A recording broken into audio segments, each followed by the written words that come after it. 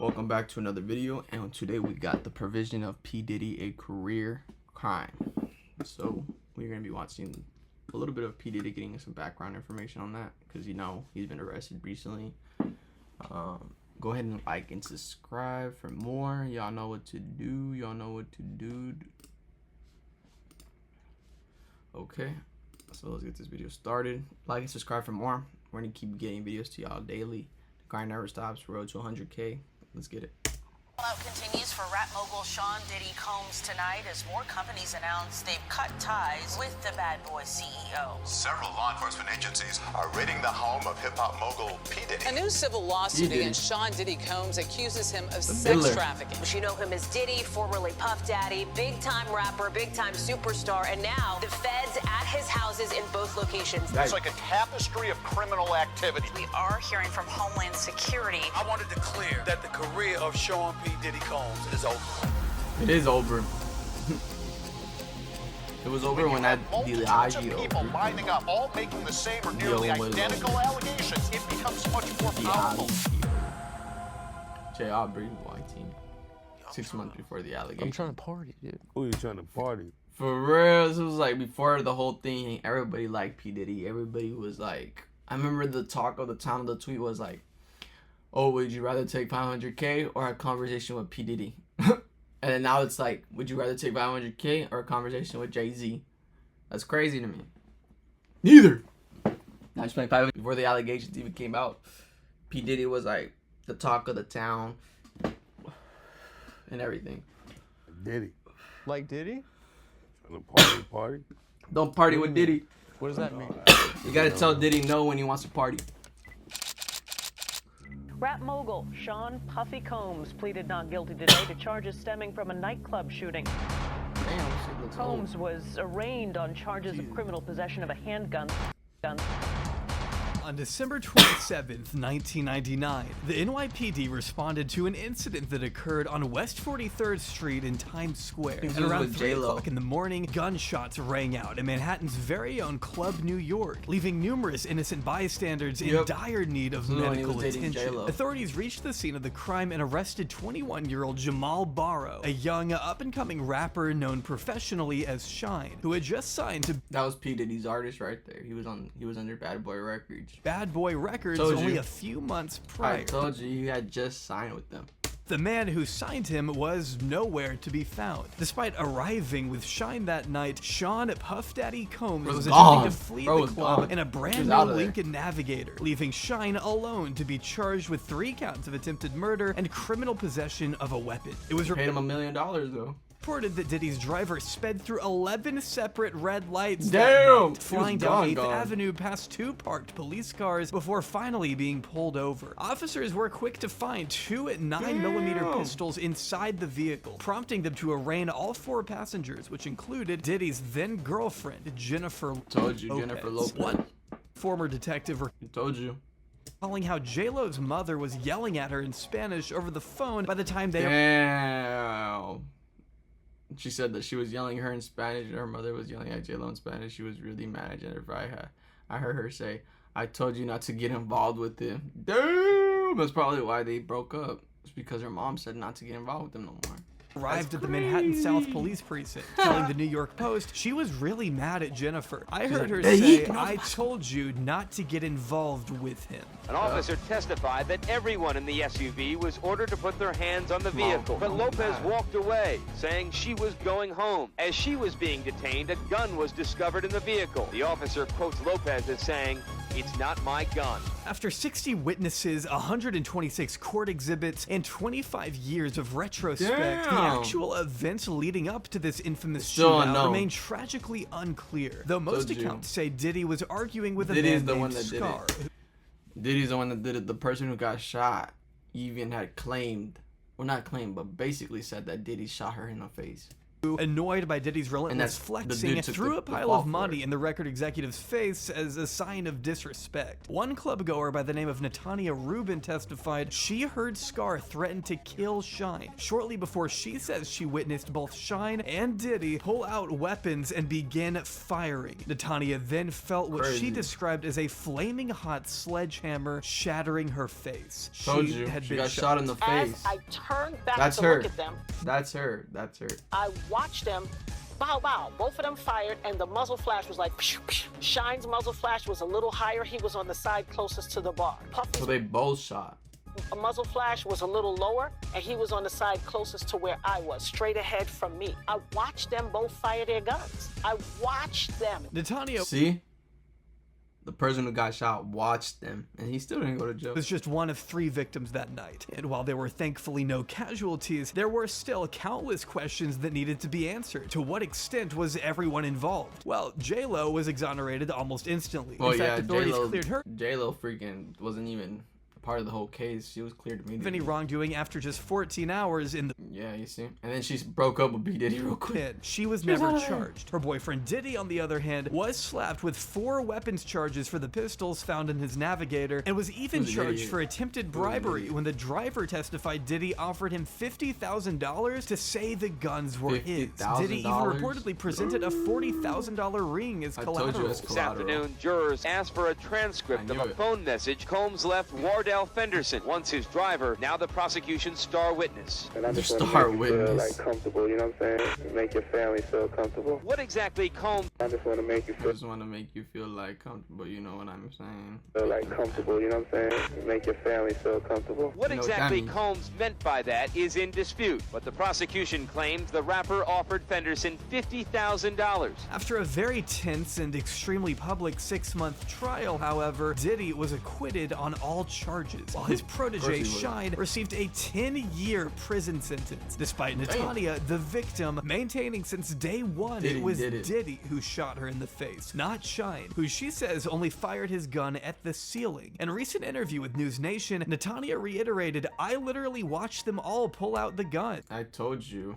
I had a clear point of view. I mean, for God's sake, I got shot in my nose. I was facing She's the one that got shot. I watched everything occur and have described it vehemently to all parties involved. Who better to tell you what happened than the person who got shot smack dab in between my eyes? Natanya is in fact so adamant that she's since offered to have the bullet fragments removed from her skull for ballistic evidence should the case ever be reopened. Ever since that life-altering verdict, Natanya has insisted that Shine was the fall guy, a term literally used by Shine himself after leaving jail. As much as Shine has made an effort to grow and change as a person, distancing himself from his troubled past by becoming the leader of the Belize Democratic Party in recent years. His dad is the former prime minister of Belize, by the way. No big deal. Shine has recently opened up about his role in that fateful club shooting during an interview with Channel 5 Belize. In reference to Natanya's claims, Shine stated, "It opens wounds when you hear the victim saying that it was Diddy who shot her. Everyone knew all along that I was the fall guy. My political enemies and detractors try to make me into this criminal, but everyone knew that I was just a young kid that took the fall." Told you.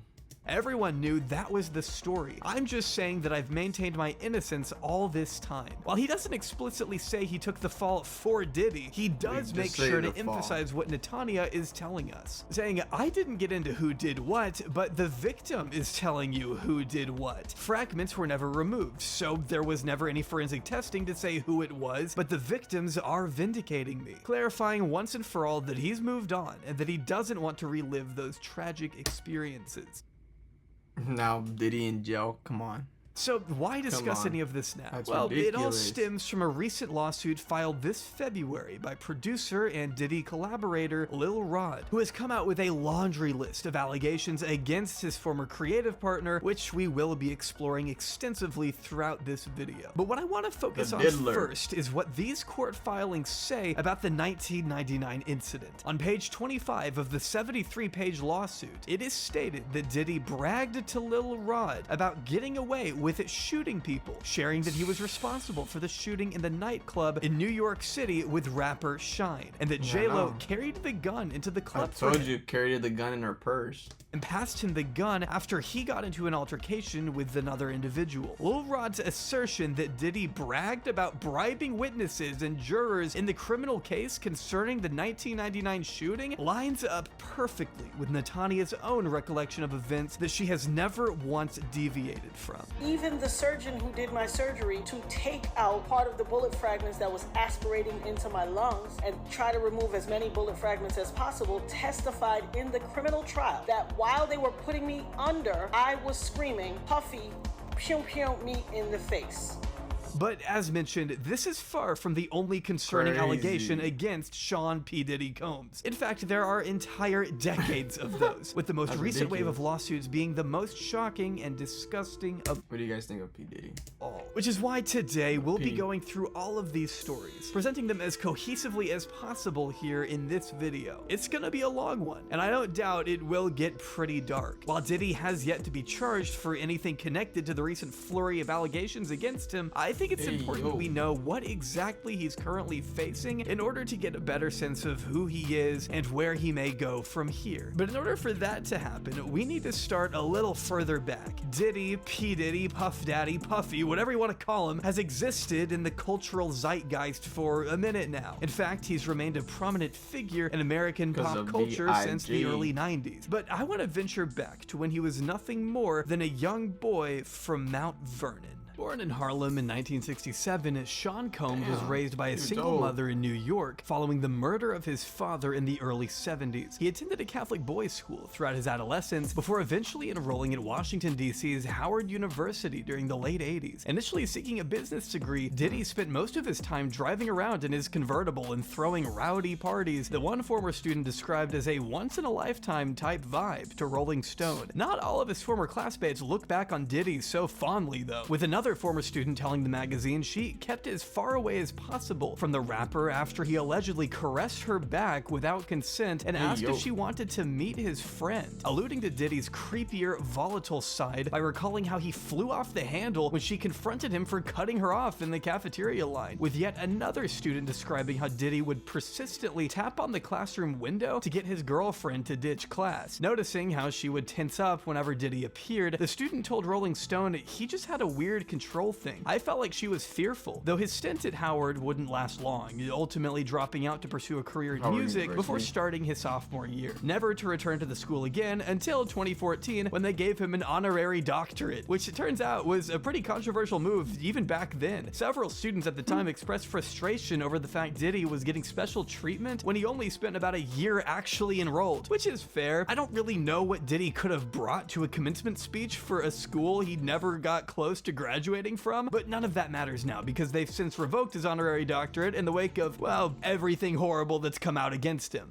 The university also made the decision to return Combs' $1 million contribution and terminate the $1 million pledge agreement so we'll give it right back. Foundation. But that was all way before he became established in the music scene. The way Diddy first got his foot in the door was by becoming an intern at Uptown Records, one of the oldest hip-hop labels whose roster once included the likes of Mary J. Blige, Father MC, Heavy D and the Boys, and of course the notorious B.I.G. Needless to say, this is where Diddy began forming some of his earliest friendships in the industry, gradually working his way up to talent director and eventually to vice president of the entire company. That is until a falling out with the CEO, Andre Harrell, modestly telling Oprah Winfrey years later that the reason Andre fired him was because there can't be two kings in one castle. I don't presume that was the exact reason he got fired, but that's what he tells people. Still, the connections he made through Uptown would ultimately serve him well in 1993 when he launched his own label, Bad Boy Entertainment, just weeks after leaving his old job, signing Biggie immediately, which ended up being a huge blow to R.I.P. B.I.G. Uptown after the massive success of Biggie's critically acclaimed debut album Ready to Die in 1994. Throughout the early to mid-90s, Diddy continued to build his reputation as a record executive and producer by working with esteemed artists such as Mariah Carey, Mace, TLC, Method Man, Aretha Franklin, and so many others, seeing his company generate over $100 million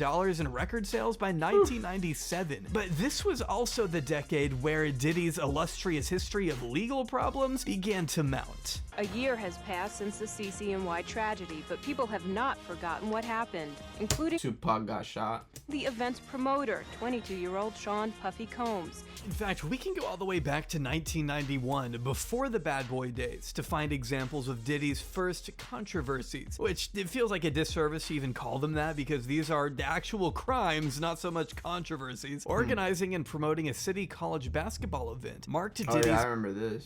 first bad decision, as stated by Jason Swain, whose brother was unfortunately crushed to death during a tragic stampede that occurred that night. Dirk Swain was just one of 9 people who lost. And there was another party, I think, at a nightclub. Not before the J-Lo one, in another nightclub where other people got lives shot. In that school. Not to mention the dozens of other patrons that were injured as a result of the event being massively overbooked. A 67-page report carried out by New York City Mayor David Dinkins concluded that despite having a capacity of 2,700 people, the gym filled up to over 5,000 people as a result of non-ticket holders being allowed inside. The report criticized those in charge of the event for making a litany of mistakes and neglecting their duties at every stage of planning, according to a New York Times article from 1992. While we don't know what specifically led up to the crowd crush that transpired, we do know that once attendees were barred from entering, the people who were left outside stormed the gates of the gym and rushed into the lobby. According to the report, the only open door at the bottom of the gym somehow became shut, creating a deadly steel barrier to the surging crowd as outlined by the Times. A nightmare that I can't even begin to imagine. One victim by the name of Sharice Miles recalled to the New York Post how we were just chest to chest for hours. At one point there was this rush inside, and that's when you saw bodies dropping. That's a Playboy Cardi concert right there too.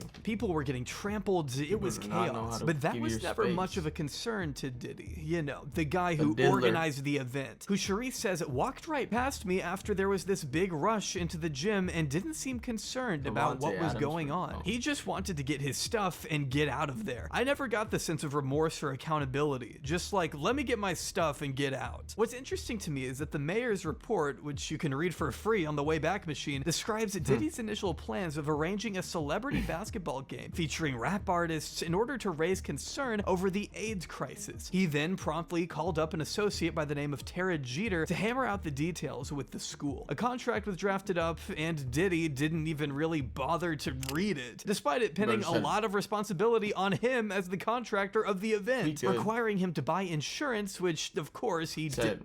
We good. Go ahead and put the ticket prices $100. While a lot of the report spends time criticizing the school and police department, 2 entire pages are dedicated to the failure of responsibility by Sean Combs, citing that as a known promoter of rap concerts and other functions, he is fully aware of the need for proper preparation and coordination of such events, particularly with regard to the need of adequate security. In this instance, Mr. Combs spent little time making the actual preparation for the game and delegated most, if not all, of the arrangements to those who claim to have no prior experience with such events. The report also acknowledges how Diddy promoted the hell out of this thing, plugging it repeatedly over the radio on Kiss FM and knowing that over 1,000 tickets had already been sold in advance. They were already at half the They were already selling tickets. The end Diddy was still trying to get as many people there as possible without even making adequate arrangements with security. According to the report, the security situation was an absolute mess, with hired personnel having little to no understanding of their designated roles. It also faults Diddy for evidently not communicating with the AIDS education outreach program, despite listing sign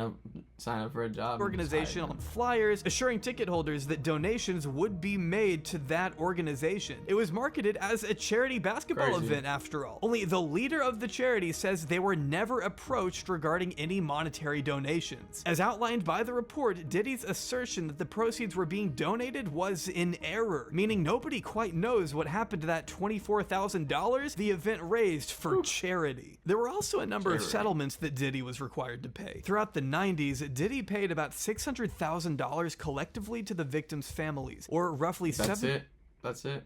$5,000 per death, settling the last suit in the year 2000, according to Rolling Stone. The New York Post emphasized the frustration of these families, who blamed Diddy for resisting accountability and never officially apologizing to them. Dirk Swain's mother, Barbara, telling the Daily News in 1998 that she didn't think he'd ever taken true accountability, though he did reference the tragedy in a song, rapping it to the city college deceased, may you rest in peace, to the families I never meant to cause. To the city college deceased, may you rest in peace. To the families I never met.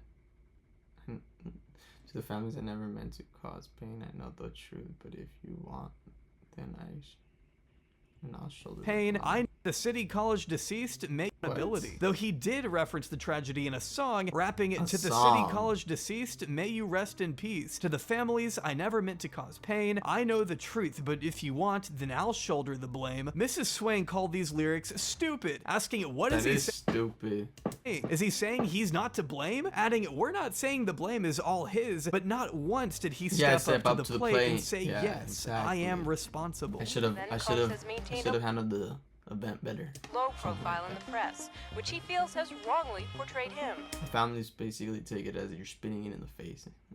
I'm famous for like the kid in their minds who through the tragic city college, and that's kind of hard for me sometimes to live with. I think you can see by now that the 90s were Sure it is. For a pretty tumultuous period for Diddy. He wasn't just making headlines for his mismanagement of charity basketball events, he was also routinely getting into violent clashes with fellow industry executives, like the time he caught his first assault charge in 1999 following the accidental release of a Nas music video for the song Hate Me Now. Directed by Hype Williams, the infamous video featured controversial depictions of Diddy and Nas carrying large wooden crosses on their backs, being flogged by an angry mob before being pinned down and crucified on those crosses. This thing remained lost media for over 20 years until 2022 when a user named Hip-Hop That's crazy. posted the entire music video in full on Patreon. And sure enough, it literally shows nails being driven through Diddy and Nas's hands. Diddy, being raised in the Catholic Church, had a long talk with his priest shortly before the release of the video and decided he no longer wanted his crucifixion scene included. Only by the time he came to that decision, it was pretty late in the process, and look at Diddy. Steve Stout, Nas's manager, was reluctant to make the change considering A, he had already sunk 14 grand into the scene, and B, the crucifixion was Diddy's idea in the first place. Either way, the uncut music video aired on national television April 15th, 1999. And according to XXL, it was only a matter of minutes before Diddy and his bodyguards burst into Steve's office to violently assault him, clubbing him over the head with a champagne bottle in front of 2 clients. As Steve recalled to the LA Times all the way back in 1999, one minute I'm in the middle of a meeting and the next minute I'm down on the floor and Puffy and his guys are kicking and pounding me. One of them picks up a So you see Diddy had previous violence chair and throws it at me. Then Puffy throws my desk and they just walk out like nothing happened. My jaw and my head were all swollen. It was a traumatic experience, and in the middle of it, I didn't know exactly how to feel. I was upset, embarrassed, scared, angry. As far as I'm concerned, this was an attempt on my life. Also, telling the New York Post at the time, I'm scared of him, despite Steve standing 6 feet tall. I'd be scared of him too. Bro got money. Bro's got the power. Bro can literally make any problem go away, type of deal. And weighing over 300 pounds, as the Post mentions. But I have to defend the record. Bro's worth $1 billion. It's the record industry versus Sean P. Diddy Combs, he added. Everybody is afraid of him. He has a dark history. It's obviously obvious that he can do almost everything. Bro's been doing it since the 90s. Instantly, Diddy was arrested, criminally charged, and faced up to 7 years in prison until Steve had a change of heart and asked the DA's office to drop the charges once Diddy apologized. Issuing an apology is an otherwise rare move for Diddy, but I guess he would have done or said anything in this instance to avoid 7 years behind bars. And I gotta say, the fact that people like Steve were speaking publicly about the dangerous side of Sean Combs 25 years ago says a lot. His abusive past has always been one of the industry's worst kept secrets. Still hang out with in him, fact, though. in 2001, a Detroit talk show host by the name of Roger Mills filed a lawsuit that accused Diddy and his entourage of assault, false imprisonment, destruction of property, intentional infliction of emotional distress, and a civil conspiracy, according to a 23-year-old article from Billboard. This lawsuit was reportedly filed around 2 years after Diddy and Roger filmed an interview in which the latter asked Diddy to comment on speculation that he had something to do with the death of his longtime associate Biggie Smalls. Refusing to answer the question, Diddy ended the interview right there and demanded it never be aired, even offering to buy the videotape of that interview through someone else. But when Roger refused, he was attacked in the parking lot on the way back to his car. He claims Diddy's bodyguards prevented him from leaving before forcibly taking the videotape from him, breaking his camera in the You don't want money? We'll just take it from you then. Process and twisting his neck and shoulder in the assault. While Diddy was forced to appear in court, he testified that he didn't remember the incident. Despite Detroit police being able to confirm that an incident did in fact take place, the jury quickly ruled in favor of Diddy. Which of the diddler.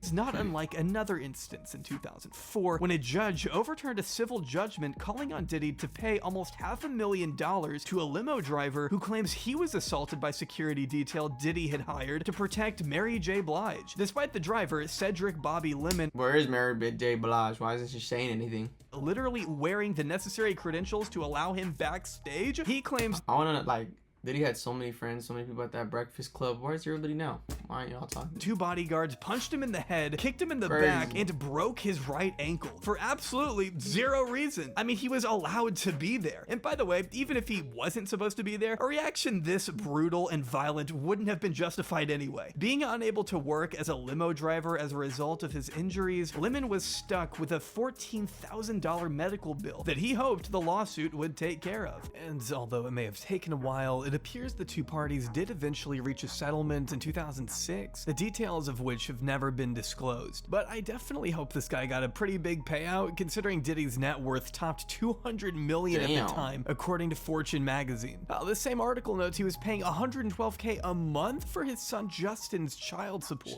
Clearly, Diddy is not unfamiliar with controversy. He was in the news for this kind of thing all the time in the 90s and 2000s. Take, for example, a bloody altercation at an Atlanta club in 1995, where Diddy's longtime bodyguard Anthony Wolf Jones was involved in an argument between bi-coastal hip-hop group members from Bad Boy Entertainment and Death Row Records, Suge Knight's infamous record label that went on to sign Tupac Shakur. According to a 2001 report from the Los Angeles Times, an off-duty Fulton County sheriff by the name of Chris Howard, who had been working security detail at the club that night, witnessed both groups in a heated argument that included Diddy and Suge. It got so bad that Howard had to step in and break it up. Things calmed down for a second, only for another flare-up to occur, this time between Wolf and a man by the name of Big Jake Robles, a close friend of Suge. Howard then ordered the two groups to leave the club, making sure to keep Suge's party inside as Diddy's entourage cleared out. As Howard recalled, I told Suge, okay, the coast is clear, and we walked outside and he got into the limo. His partner was just about ready to get into the limo when all of a sudden Puffy's guys came around the corner and one of them had a gun. I chased the guy with the gun around the corner. He handed the gun off to another guy. It was a 45. By the time I got back out front, that's when the guy took a shot at Suge's partner. He shot him 2 or 3 times, alleging he then saw the shooter jump into a car with Diddy's associates. The police arrived 15 minutes later, but at that point, the shooter was nowhere to be found. No weapon was ever recovered, and the victim, Jake Robles, died in the hospital a few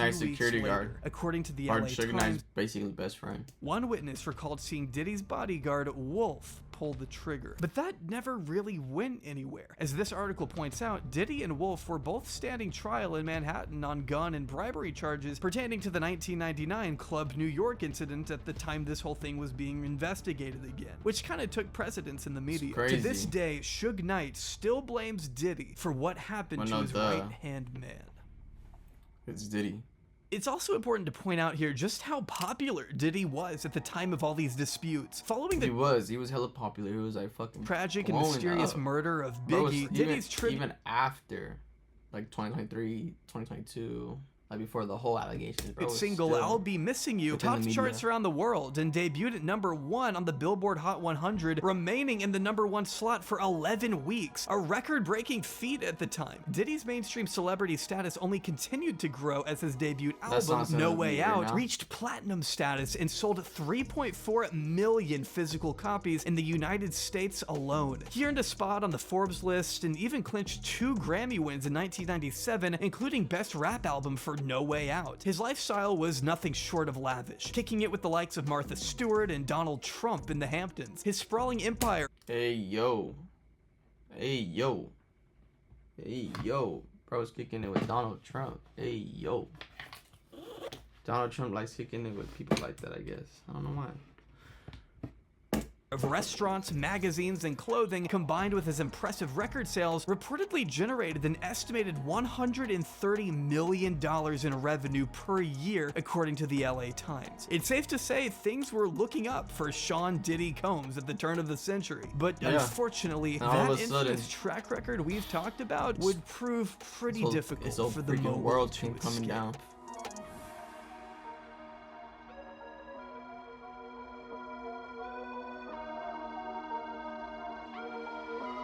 I remember that. But before we go any further, I would like to go ahead and pause to thank today's sponsor, Vanilla Feels Most Next.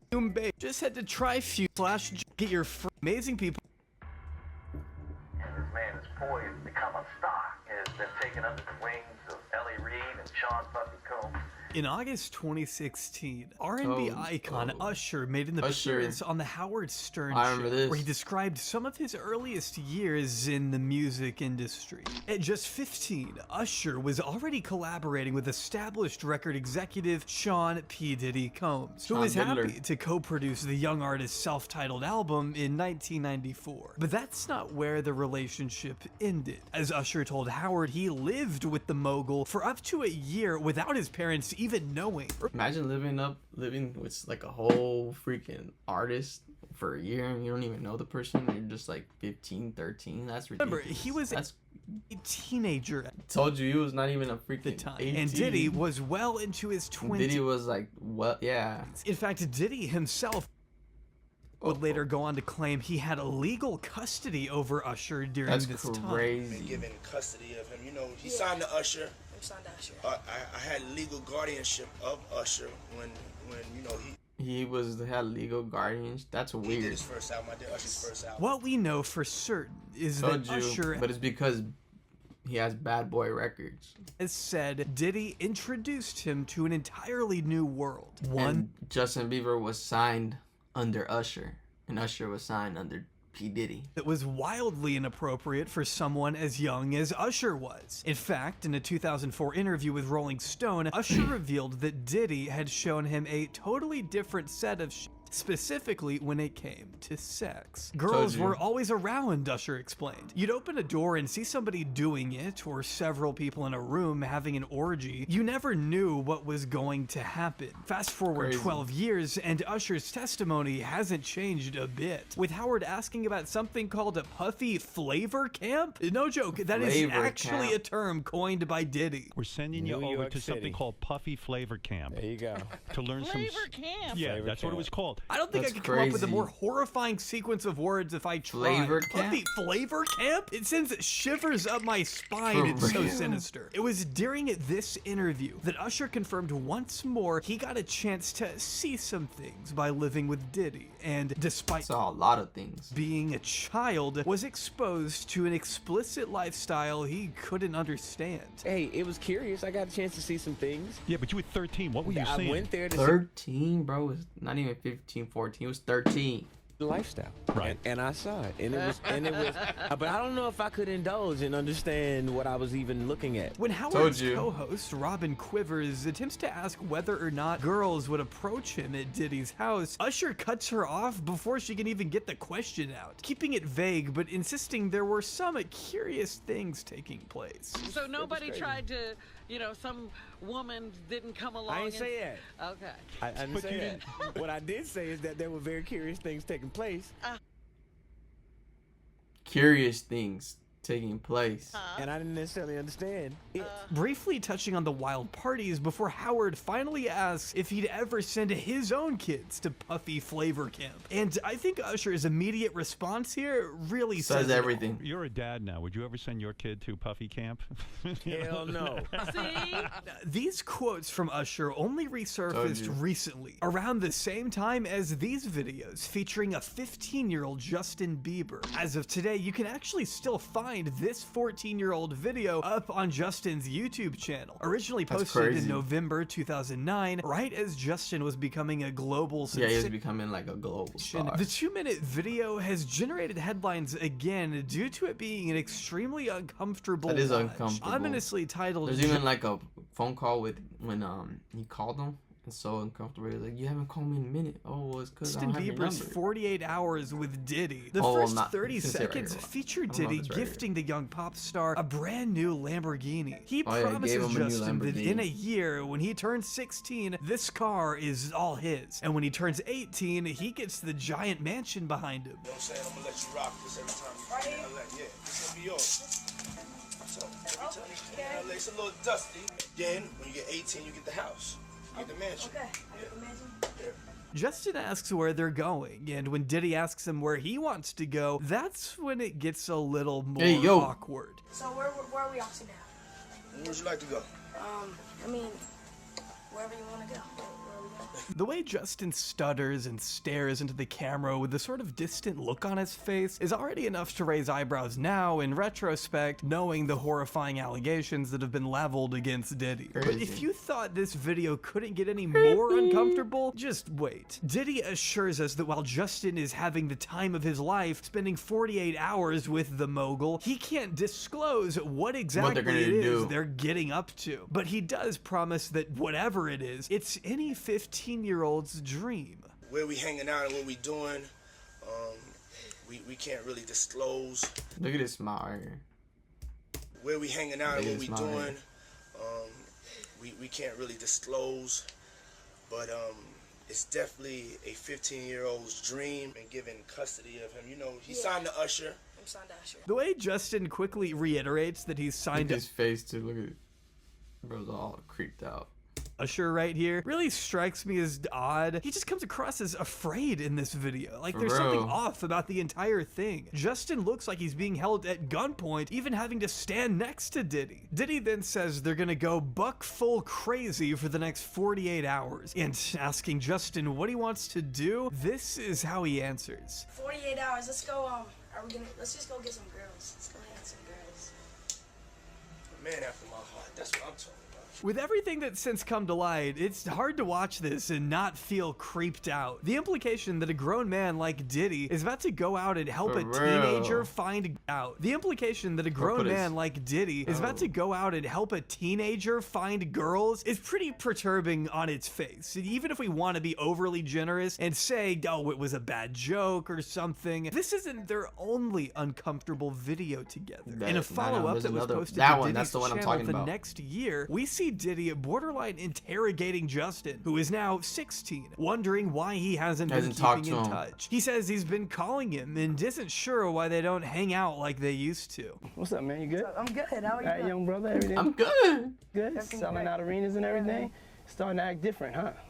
You ain't been calling me and hanging out the way we used to hang out. Not sure what a 40-year-old would want with a 16-year-old exactly. I mean, what do you even talk about with a person half your age? And I will say, I've never seen Justin Bieber act this visibly anxious on camera before. And he's used to being on camera. It's kind of his entire existence. But here, he's stuttering again and swaying back and forth in a way that feels eerily authentic. There is, of course, a chance that they're doing some kind of weird bits. But again, it's just very hard for me to buy into that when we consider the mountain of allegations against Diddy that are now currently out there. If this were a kind of scripted promo for Diddy's album or something, I can't imagine what our takeaway is supposed to be other than genuine concern for Justin. His reaction doesn't feel like an But nobody said anything before, but now because of all the allegations, joke. This feels and looks too real to me. And of course, there is a very good reason these clips came back under scrutiny. We're all well aware at this point of why Diddy's legacy is being reconsidered, but I think it's time we finally delve into some of those details. And I will go ahead and offer a content warning here for graphic depictions of domestic abuse and SA.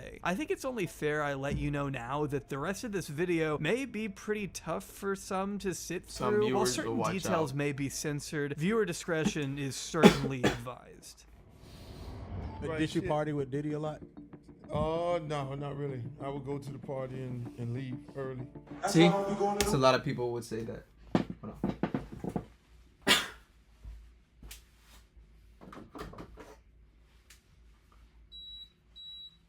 You gotta tell Diddy no. They can hug you from the front and the back at the same time. I don't know what That's goes 50 Cent. on after hours, but He wasn't trying to find out. I wasn't trying to find out. I told you. Look, if you into that, I'm fine with it. Each his own.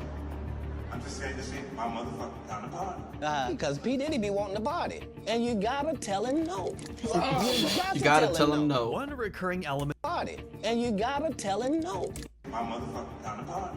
Because P. Diddy be wanting to party, and you gotta tell him no. You got to tell him no. One recurring element that keeps popping up in these lawsuits is a reference to Diddy's freak-off parties, as he's termed them. While the details may vary case by case, we know from a swath of testimonies that Diddy was not unfamiliar with hosting hedonistic, drug-induced parties complete with female and male sex workers wearing masquerade masks. These would often take place at some of the most extravagant hotels in the country, as reported by Miami Herald journalist Julie K. Brown. Back in March, Brown described these freak-offs as sex parties so brutal that the young women and men lured into attending them would often vomit and pass out from being drugged, beaten, and raped, sometimes for hours on end. What did Cassie tell you about these freak-offs? You know, that he would hire these, like, sex workers, and, like, they would have, you know, sex with her or whatever, and he would watch and tell them what to do. When Diddy's longtime girlfriend, Cassie Ventura, filed her lawsuit back in November, she opened up about Diddy's constant need to have these freak-offs, or FOs, every week. He would decide on having one to moments, according to the lawsuit, expecting Cassie to find the location and hire the sex workers herself. The lawsuit even goes on to name the exact hotels where these FOs would occur, with the hotels occasionally charging Diddy thousands of dollars in damages afterwards. Cassie's lawsuit goes into excruciating detail on how these encounters were arranged, alleging Diddy. Imagine cleaning one of those freaking hotels after all the freak off thing, all the semen, all the fucking condoms. There's just condoms on the floor. There's freaking underwear. They forced her to use websites and escort services to find male sex workers, specifically instructing her to search for terms like large black penises on the website, as the lawsuit asserts. He would often involve his assistants as well, asking they provide baby oil and Astroglide to the hotel suites, in addition to copious amounts of drugs that included ecstasy, cocaine, GHB, ketamine, marijuana, and alcohol that allowed Cassie to disassociate during such events where Diddy would masturbate to Cassie having intercourse with other inebriated sex workers. These FOs would sometimes last for days, according to Cassie, who says she needed to ingest IV fluids for an excessive period of time after the encounters in order to recover from all the substances her body was forced to endure. That's crazy. Girl went through some tumultuous shit that she never thought that she would ever have to go through being in the music business.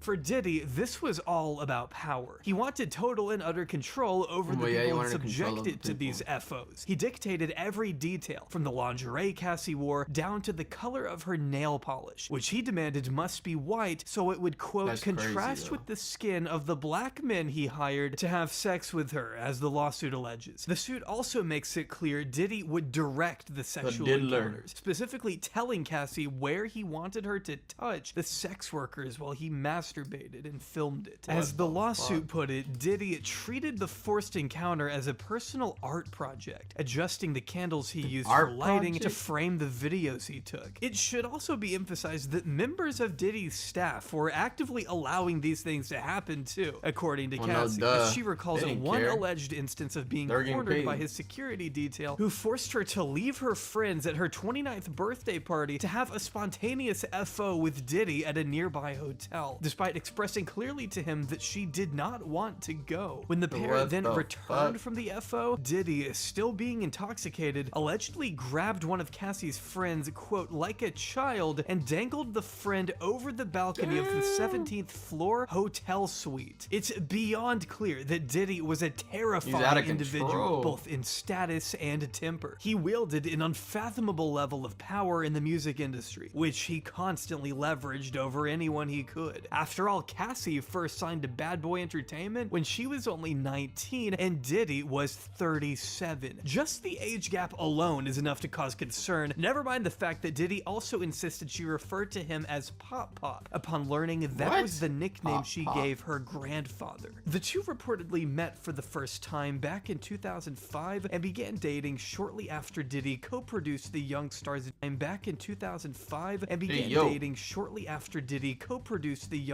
debut album, signing Cassie to an exorbitant 10-album deal as outlined in the lawsuit, which is an insane number of albums, by the way. For perspective, Taylor Swift released 10 albums over a 16-year time frame, just to give you an idea of how long a term something like this could last. And I can't help but imagine this was one of the very first control tactics Diddy employed against Cassie. Roping her into such a predatory, drawn-out record deal seems to me like another way for Diddy to maintain authority and demonstrate the sheer extent of his influence in the industry. Influence that he would also leverage in 2007 when he paid a promoter to create a fake flyer for an event that didn't exist. It was meant to convince Cassie to fly out to Miami, Florida without her then boyfriend by using the guise of a legitimate event she had to attend. As the lawsuit states, she was stunned at how easily Mr. Combs was able to recruit others to lie for him. From there, it was a constant whirlwind of Diddy flaunting his celebrity status and asserting possession and control over her, to the point where all aspects of Miss Ventura's life were controlled by either Mr. Combs or his management companies, as the Ventura's life were controlled by either Mr. Combs or his management companies. Miss Ventura's life were controlled by either Mr. Combs or his management companies, as the suit put it. Compounding this all-encompassing intrusion into her life, it continues, Mr. Combs secured his control over the young and impressionable Miss Ventura by introducing her to a drug-fueled lifestyle that kept her complacent and compliant, reportedly giving out pills to Cassie as if they were candy starting in 2008. Not an uncommon tactic for abusers. We've seen it with Jeffrey Epstein when he would drug the many girls he kept around to intentionally obfuscate their memories later on. With Diddy, the lawsuit alleges he had exhausted his own supply of pills and couldn't get any more for his prescription, so he demanded Cassie procure prescriptions of her own in order to keep the drugs flowing under her name. The suit states very plainly that the next decade of Cassie's life was spent trapped in a devastating cycle of abuse, violence, and sex trafficking at the hands of her former partner and boss. For over 10 years, Diddy refused to let Cassie leave his side, taking drastic measures to relentlessly terrorize the young artist throughout the course of their nightmarish relationship. During an especially strenuous time of her relationship with Diddy in 2011, for example, Cassie was actually in a brief relationship with Kid Cudi and would seek refuge at his home to escape the wrath of her abuser. Though upon stealing her phone and finding an email exchange between Cudi and Cassie, Diddy flung into a fit of rage and tried to attack Cassie with a sharp corkscrew lodged between his fingers. She escaped to Cudi's house that night, only to return later when she felt as though she could never outrun Diddy and his many enforcers. The suit then alleges he hit her and kicked her in the back as she tried to escape again. Her parents later took photos of her bruises from this incident, and after a few months, Diddy allegedly told Cassie that he was planning to blow up Kid Cudi's car and wanted to be sure Cudi would be home when it happened. Sure enough, Cudi's car exploded in his own driveway shortly after. Other than a single tweet in 2014 from a man claiming he had heard rumors of Diddy setting Kid Cudi's car on fire for messing around with Cassie, the event remained largely in the shadows until this recent lawsuit, only for Cudi to turn around and confirm to the New York Times that it did in fact take place. A horrifying incident that further emphasized not only the immense power and connections Diddy maintained, but the depraved measures he would take to keep Cassie compliant. One particularly concerning passage from the lawsuit happens on page 22, which notes that in March 2016, Diddy became intoxicated during the FO at the now closed Intercontinental That's what they're gonna call them, the FOs, the freak offs. In Century City, LA, where he punched Cassie in the face, giving her a black eye. Diddy later fell asleep, and Cassie saw an opportunity to escape. Only, unfortunately, on her way out of the room, Diddy woke up. Diddy's like, "Where the fuck are you going?" Bro did a 4 flat. And immediately charged down the hallway after he said, "You thought I was grabbing asleep?" her from behind as she attempted to get into the elevator. Diddy violently threw Cassie to the floor and kicked her multiple times while she lay there. You guys ever seen that Get Out when he was all...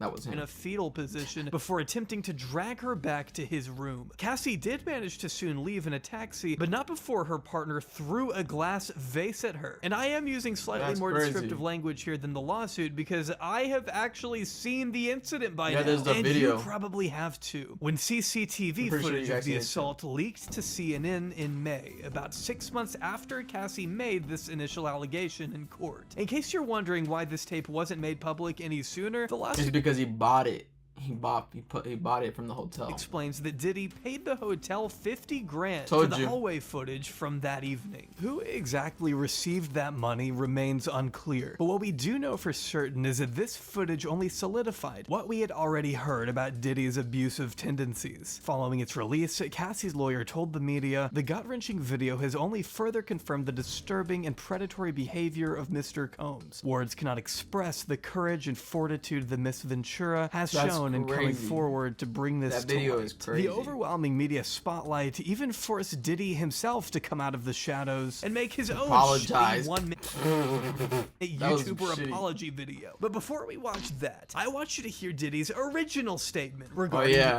that was before that whole video came out. Allegations Cassie and others had made against him in late 2023. This past December, Diddy wrote, "Enough is enough. For the last couple of weeks, I have sat silently and watched people try to assassinate my character, destroy my reputation and my legacy. Sickening allegations have been made against me by individuals looking for a quick payday. Let me be absolutely clear. Someone told him to put that out. Did not do any of the awful things being alleged." Keep in mind, he's also talking about the hotel incident here. "I will fight for my name, my family, and for the truth." Unfortunately for Diddy, that truth only exposed him as the abusive, lying monster that he is. On that note, though, here's his apology. It's so difficult to reflect. Ha, dumbass. On the darkest times in your life.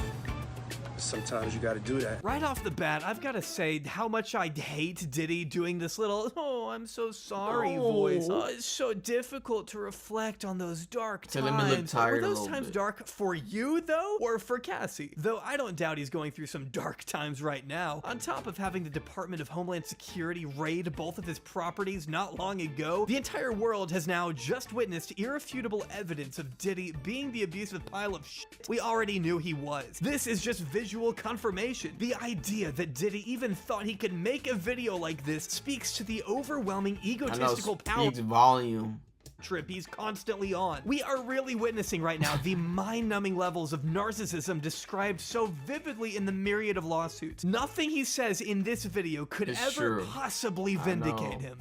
But let's watch him try. I was f***ed up. I mean, I hit rock bottom. But I make no excuses. Yeah, you haven't been making excuses. You've been lying through your teeth when you tried to say the allegations were all false. You knew this video existed, and yet you still put out that garbage statement denying everything. You've shown you're a deceitful moron, and that's why no one believes you when you say, "I take full responsibility for my actions in that video. I'm disgusted.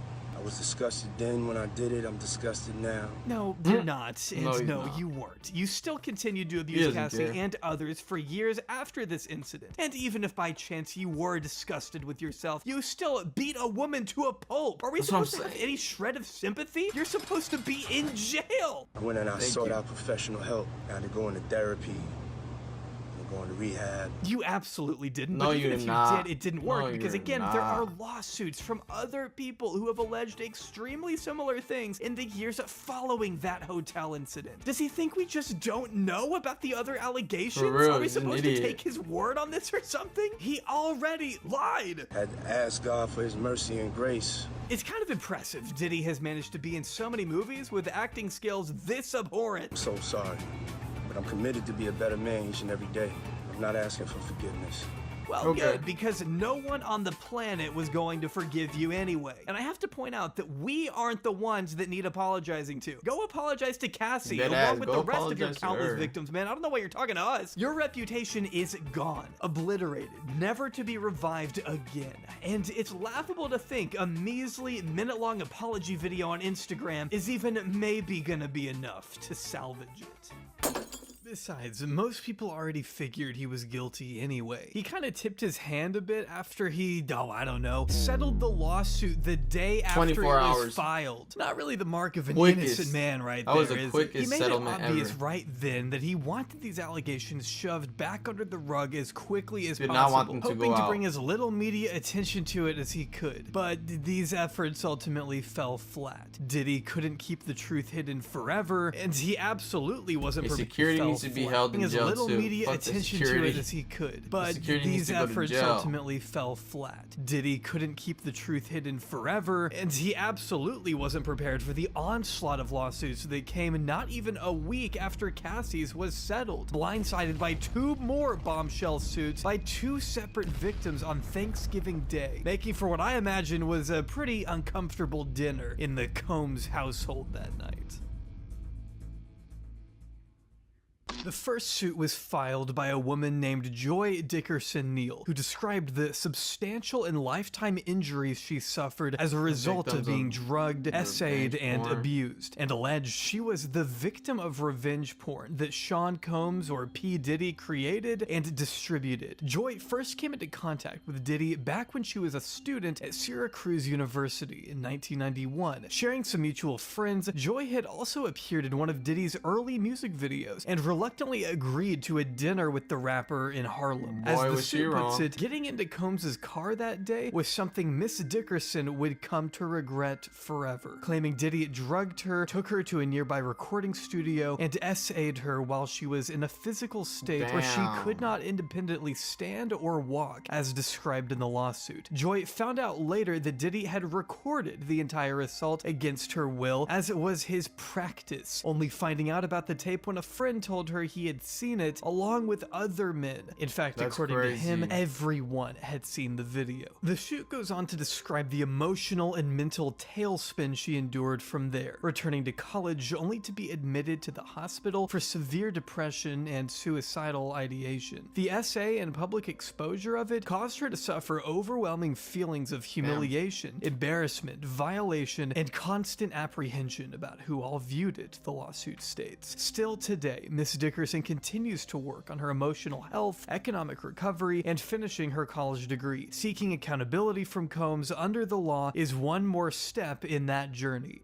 Diddy has since referred to these claims as a money grab, one of his favorite Come on. ways to write off the many accusations that have been made about him, as we'll soon see. And despite his best efforts to dismiss these claims, this is not the only legal filing Diddy has to worry about. Because hours after this one was filed, another woman named Liza Gardner went public with her claims that Diddy violently raped her alongside a man named Aaron Hall when she was just 16 years old. And there's a Liza picture. was just a high school student when she met the two men at the offices of MCA Records in Combs was 1990, freaking doing some alleging hunting. that Diddy and Hall were very flirtatious and handsy with Liza and her friend, offering them alcohol and inviting them back to Hall's apartment for an after party. Keep in mind, these were kids. They were in the presence of adults who they didn't think would hurt them. The lawsuit claims that after Diddy coerced the young girl into sex, she was still laying on the bed traumatized when Hall then barged into the room, pinned her down, and raped her as well. Afterwards, Liza ran out and met up with her friend later that night, where she learned that she too had been forced to have sex with the two men in a different room, it states. The lawsuit also claims that when Combs finished with Liza Gardner, he and Hall switched and they commenced assaulting Liza Gardner's friend. But that's not even where the nightmare ended, as a couple days later, Liza claims an irate Diddy showed up at the house where she and her friend were staying to assault and choke Liza to the point where she passed out. Apparently, he was afraid they would tell the girl he was dating at the time. Again, Diddy referred to these claims through a representative as a money grab. By the way, in case you've never heard of Aaron Hall and were wondering who he is, here's an extremely sickening clip I found of him talking about women.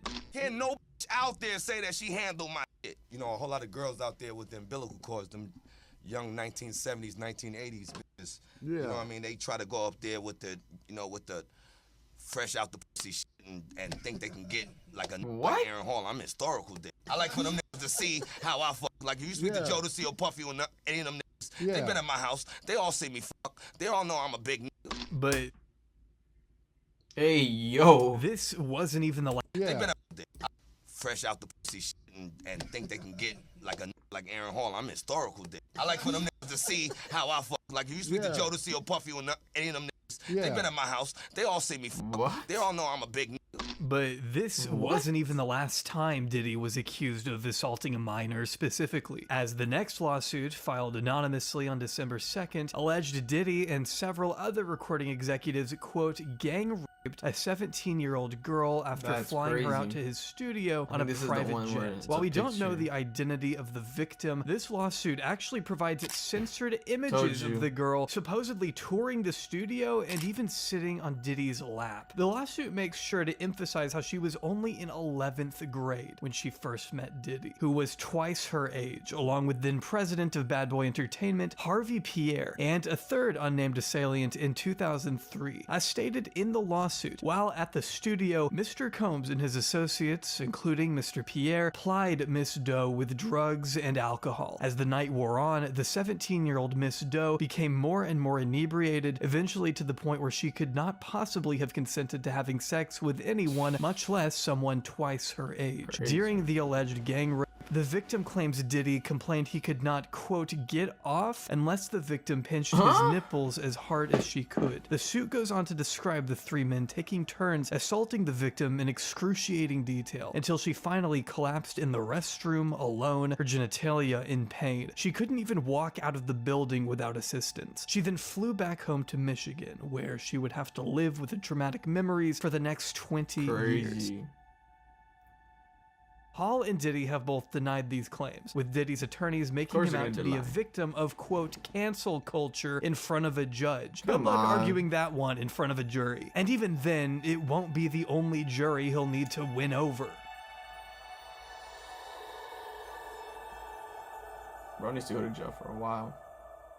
Or prison. The lawsuit also claims the misconduct happened during the creation of Diddy's latest album, the Love album, and is seeking, as we've mentioned, $30 million. The suit not only names the mogul, but includes his son. As of February 26, 2024, producer Rodney Lil Rod Jones is suing not just P. Diddy, but an entire gaggle of the mogul's friends and family, who he asserts make up a much larger RICO criminal enterprise. He refers to these individuals by name, citing their specific roles within Diddy's illicit enterprise. He refers to these individuals by name, citing their specific... Steve J recruits sex workers and participates in Stevie J freak offs. Justin Combs solicitates prostitutes, underage girls, and sex workers with freak offs. Brennan Paul works as Mr. Combs' mule. He acquires and distributes Mr. Combs' roles within Diddy's illicit crime syndicate and claims he has secured plenty of evidence in regard to the drugs Diddy acquires, uses, and distributes, along with the unregistered guns he possesses and distributes, stating he can prove that Diddy has provided laced alcoholic beverages to minors and sex workers at his various properties, which, side note, did not know Diddy liked to rent yachts and take trips to the Virgin Islands, which sounds a bit familiar to me. A billionaire being accused of sex trafficking who also hangs out on the Virgin Islands? I mean, come on, man. Jones even compares Diddy's chief of staff, Christina Coram, to Ghislaine Maxwell in this very lawsuit. One more side note, why does Diddy have a chief of staff? Is he the president? I mean, what does this lady even do? Well, if you ask Lil Rod, she procures drugs for Diddy and willingly abets and downplays the nature of the man's behavior, allegedly telling him, you know, Sean will be Sean. When Lil Rod expressed to her his discomfort with Diddy's unwanted sexual advances towards him, Christina was quick to write it off as just friendly horseplay, according to just Diddy being Diddy. Lawsuit, which also makes sure to clarify this was not just horseplay. We're talking about unauthorized groping and touching of Jones's anus and genitals, as written in the suit. Christina allegedly told Jones it was just Diddy's way of showing that he likes him. As the suit puts it, Mr. Jones believes that KK aided and abetted Mr. Combs' essay of him and was working with Mr. Combs to groom him into accepting a homosexual relationship. The next few pages describe the various ways in which Jones says Diddy made sexual advances, even going so far as to say he used one of Jones's favorite producers, Stevie J, to entice Mr. Jones to engage in gay sex, alleging Diddy shared a video of Stevie J anally penetrating a Caucasian male without a condom. Hey yo, no Diddy, in the music industry. Look, even Stevie J is doing it, going on to include alleged screenshots from that very video, and even going further by alleging Diddy spoke about engaging in intercourse with a rapper and R&B singer whose names are both redacted. However, at the bottom of the page you'll notice are hints as to who these people. He's a Philadelphia rapper who dated Nicki Minaj. It has led readers to speculate that the Philadelphia rapper in question, who it says dated Nicki Minaj, is Meek Mill, and the R&B singer who has performed at the Super Bowl and has a Vegas residency is Usher. While Usher has yet to make a statement himself, Meek has certainly not shied away from a response by taking to Twitter and writing this.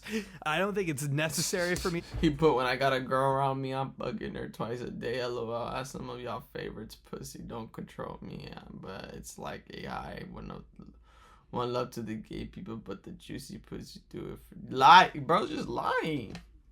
No, read this out loud. You can pause and read. That's a big old freaking tweet for just to say, hey, nah, the lies aren't true, bro. For yourself, but his point is very clear. This wasn't even his only tweet on the matter. He was going on like this for days. And I'm sorry to say, we really don't have time to get into it here. I don't really think anyone should be focusing on the sexualities of Meek or Usher or anyone else involved here anyway. I mean, that should be the least prescient part of all of this, unless of course there wasn't consent. But we currently don't have much information on that front yet. What we do know is that Mr. Jones, or Lil Rod, is claiming that he was assaulted not just by Diddy, but also Young Miami's female cousin as well, who, as the lawsuit claims, groped Mr. Jones in the bathroom of Diddy's house in November 2022. Lil Rod believes she was sent in by Diddy to assault him and says she did not accept his rejection, following him out of the bathroom, where he says she attempted to straddle him and have sex with him in the presence of Mr. Combs and his staff. The suit even includes photos from Diddy's house, supposedly taken right before this assault. The accusation that Diddy left Lil Rod from Diddy's house, supposedly taken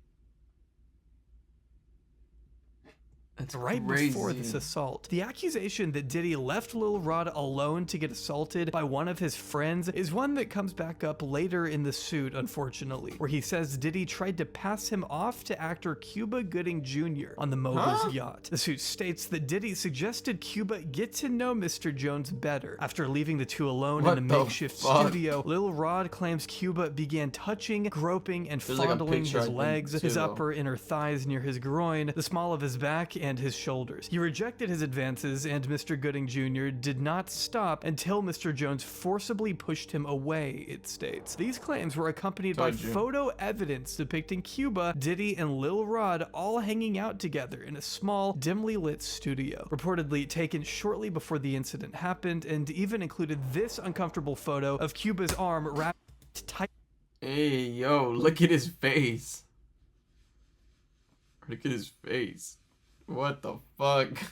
Around Lil Rod against his will, as it clarifies. Lil Rod also alleges he was transported by Diddy from state to state and forced to sleep with sex workers against his will for Diddy's enjoyment. In February 2023, he says he recalls being drugged by the mogul before waking up in a bed with 2 sex workers and Diddy himself. The suit outlines a number of times Lil Rod was ordered to recruit sex workers, at one point being given an exclusive bad boy baseball cap and instructed to wear it to a Miami club as a signal to any sex worker he approached that Mr. Combs was in town, and had sent Mr. Jones to any bad boy there.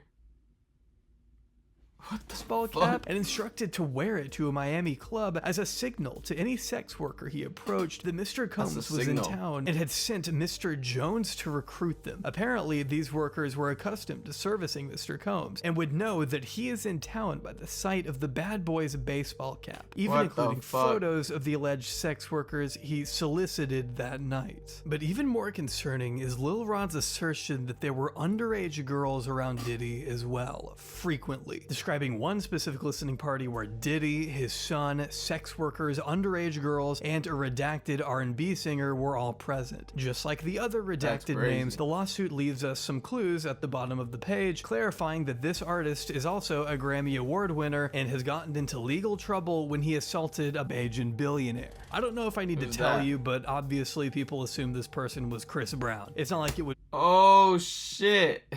I don't know if I need to tell you, and has gotten into legal trouble when he assaulted a Bajan billionaire. I don't know if I need to tell you, but obviously people assume this person was Chris Brown. It's not like it would be out of character for him to surround himself with sketchy— Oh yeah, he was freaking— oh my god, he was at that freaking— I remember there was a video of him freaking doing jumping on Diddy's what's it called, bed. People like Diddy. And just so there is no confusion on what the suit alleges, I think it's best if I read this next part out verbatim.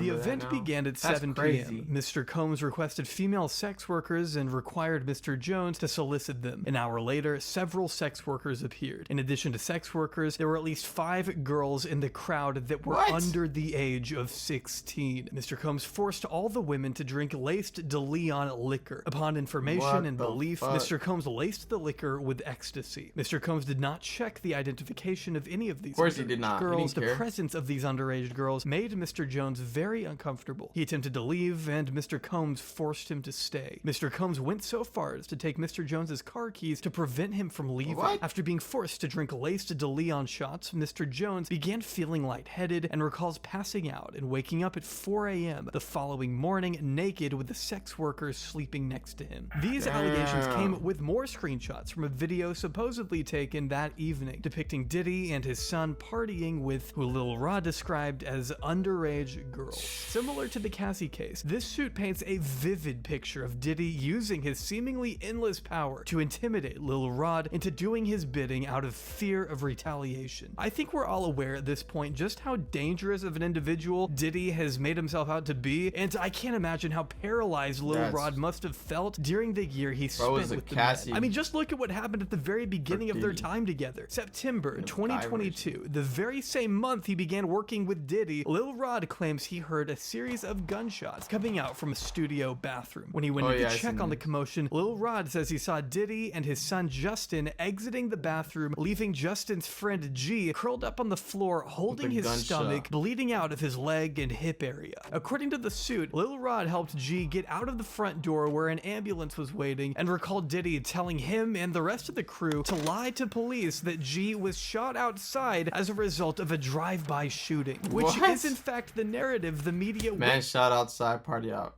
Hollywood recording studio. With at the That's so crazy. Because that's what they had been told, despite these photos that seem to depict the aftermath of said shooting with blood smeared all over the floor and toilet seat of the restroom. In fact, Lil Rod himself believes the clothing he wore that day still contains blood stains. Mr. John has a clothing. DNA from G. The lawsuit also states there are witnesses who have corroborated this series of events anonymously out of fear of Diddy, but are still willing to go public if necessary. Claims made by Jones include hidden cameras in the rap mogul's home, saying, quote, Mr. Combs allegedly threatened to eat Mr. Jones's face in order to get what he wants. The Lil Rod lawsuit is damning, and probably the one Diddy is least excited to deal with if it ever goes to a jury, as Lil Rod has requested. Due to the overwhelming level of evidence presented in these documents, it looks like Diddy might really be fucking cooked this time. I can only imagine what was found when the Department of Homeland Security raided 2 of his homes back in March. Although, to be fair, I have seen reports that say he was tipped off beforehand, which is probably why he wasn't at either location, as heavily armed agents broke his door down. We do know the feds confiscated electronic devices and hard drives. A few of his associates have been arrested, including his alleged drug mule being busted for trying to carry contraband through TSA. It doesn't look to me like Lil Rod was lying about this guy. As of today, Diddy himself still has yet to be indicted,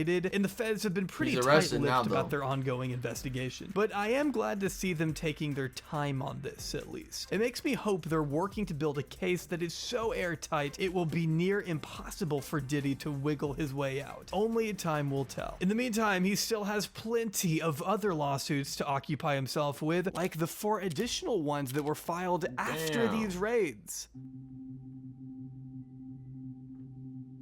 He's fucked. One woman by the name of Grace O. Markaya is currently pressing charges against Diddy and his son Christian, who she says assaulted her on his billionaire dad's yacht where she worked as a stewardess. According to the suit, Grace witnessed some very concerning things while working on that yacht. That women would frequently pass out after just 1 shot of tequila, leading her to believe the drinks were laced with drugs. The suit outlines how Christian pressured her to take a few of these shots before assaulting her one night, grabbing her breasts and genitals without consent, and even includes a transcript, as the entire interaction had been thankfully recorded by Lil Rod. You can read very plainly here that Grace repeatedly demanded Christian take his hands off of her, yet he doesn't stop until she finally manages to escape. Later in the night, however, the suit states Grace was cornered by Christian in another, more secluded area of the yacht, where he allegedly began removing his clothes, grabbed his arms, and tried to force her to perform oral copulation on him, stating that Grace began fighting him off, but before long, her partner entered the room, which startled Christian and allowed Grace the chance to finally leave.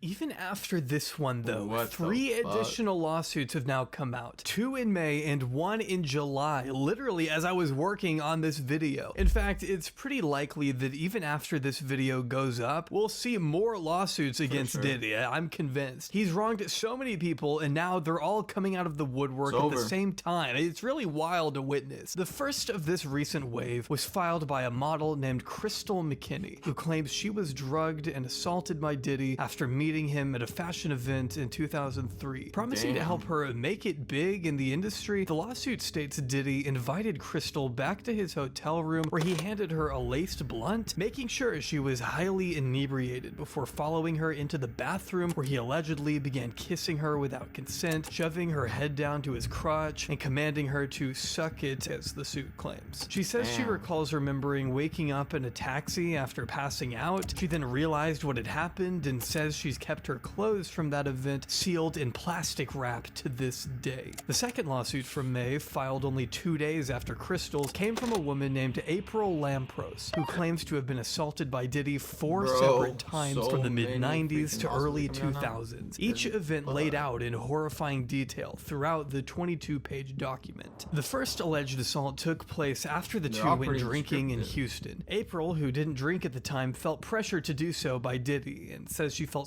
strangely uneasy after just a few sips, and remembers being ushered back to Diddy's hotel room, where she says he forced himself on top of her, kissed her, and began removing her clothes despite her repeatedly telling him that she wasn't feeling well. Ignoring her words, Diddy is alleged to have raped raped April despite her telling him to stop over and over. For the next few months, she says, Diddy showered her in gifts, and hoping that he had maybe changed after enough time, ended up meeting up with him again to discuss how he could help her in the world of music and fashion. After regaining her trust, April says Diddy assaulted her again in a parking garage, forcing his penis into her mouth while a parking attendant stood by and watched. Despite her best efforts to distance herself, Diddy came back with more gifts and empty promises. When she continued to refuse his advances, however, she says Diddy's attitude became more irate than ever before. Taking on a sort of mob boss persona, Diddy would call her all the time and threaten to beat her and anyone else who was home with her. She says he knew where she lived and worked and felt constantly trapped by Diddy. He would constantly threaten to ruin her dreams of pursuing a career in the entertainment world if she did not comply with his demands, the lawsuit states. One night when she was over at his house, she says he forced both her and his then partner Kim Porter to ingest ecstasy, shoving the pills down their throats. There's a story with Kim Porter too.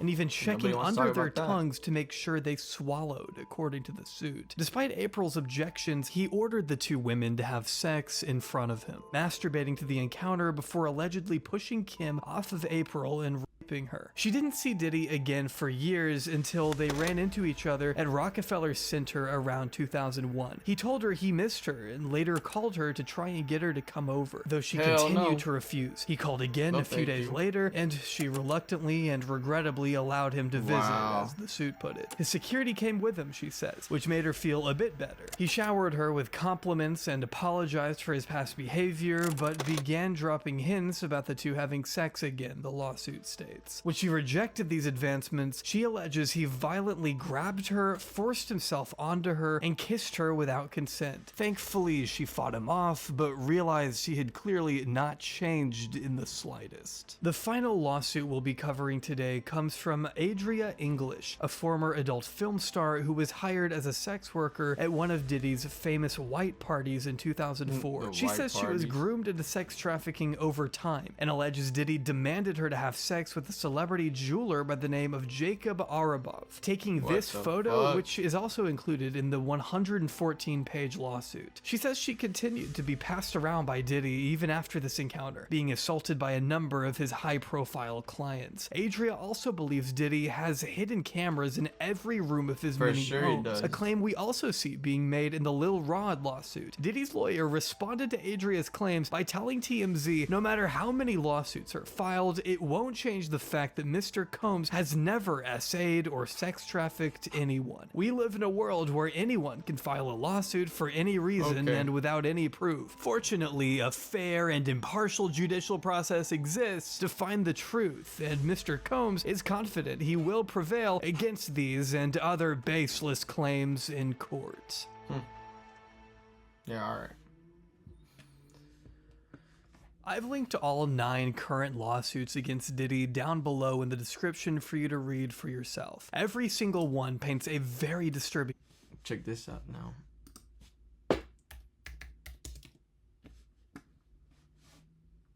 Let's see, I'm getting arrested right here.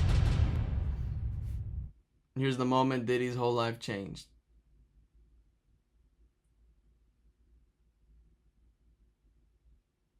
They're like, Diddy? Yup. Come here real quick. Alright, you got me. It's time.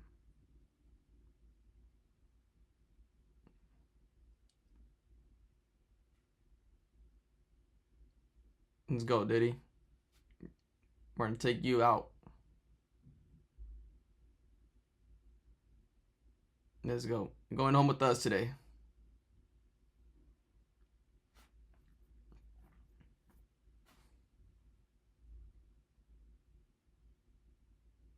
Bro's out of there.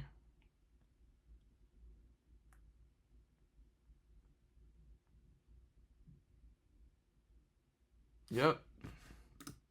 Over here. They're like, oh shit, that's Diddy. The people all walking right there. The diddler. The diddler has been arrested. Good ending to the story. Let's see if he ends up getting held accountable for his actions. Like and subscribe for more, and we're gonna get this video out here. Bye, have a great time.